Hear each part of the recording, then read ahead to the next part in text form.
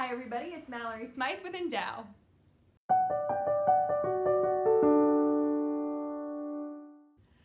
So recently I just finished reading this book called Code Girls.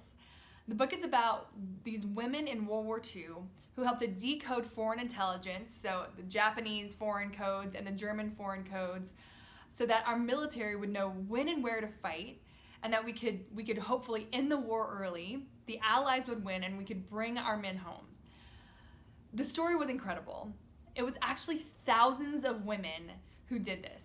About 75% of the code breakers in World War II were women. These women played an incredibly important role in the war, and many of them kept their secret of what they did until they died. So there was one thing that really struck me in the book. See, I've read so many books about World War II. I have read and watched documentaries, I've watched movies, so much so that I think I could exhaust myself on the subject, and yet I keep finding that it's actually a subject that seems inexhaustible because of the sacrifice made by the generation that fought. No person did not make a sacrifice in that time, not one single person. And yet what really struck me in this book in particular was how bittersweet the end of World War II was. Right? There's a story about the women all decoding the Japanese surrender, and they're sworn to secrecy, so they know the war's over. They can't say anything. And then President Truman comes on the public broadcasting and announces the end of the war. There's a 2-day holiday in America, and of course everybody's elated. Everybody's so happy. And yet in the midst of that celebration, there are hundreds of thousands of men who will not be coming home.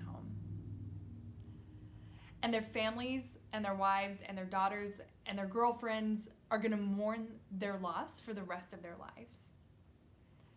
See, tomorrow's the 4th of July. It's one of my favorite holidays, and the theme that keeps coming up with me about freedom is how much it truly does cost to preserve freedom, and how most of the time, those that enjoy freedom the most are not the people that fought to preserve it. See, John Adams said this at the end of the American Revolution. He said, "Posterity, you will never know how much it cost this generation to preserve your freedom. I hope you will make good use of it." So many men and women came before us and fought for us to have a freedom in this country, and it reflects what God did for us in our Christian faith. We will never understand what it means for God to become man and take on all of the sins that would ever exist, die on a cross so that we could be free from it, right? A totally undeserved gift, a freedom that we certainly did not fight for. Galatians 5:1 said, "It was for freedom that Christ set us free, so do not submit again to the yoke of slavery." Right? We often don't understand the true cost of what we have received.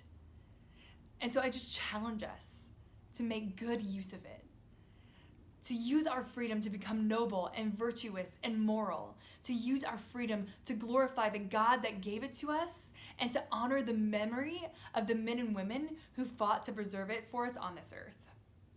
And so tomorrow, for the 4th of July, I hope that you have an amazing time. I hope you enjoy your freedom as much as possible.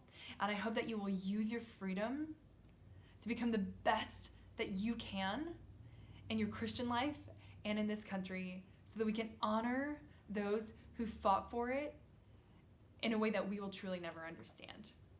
So have a great week and have a wonderful 4th of July.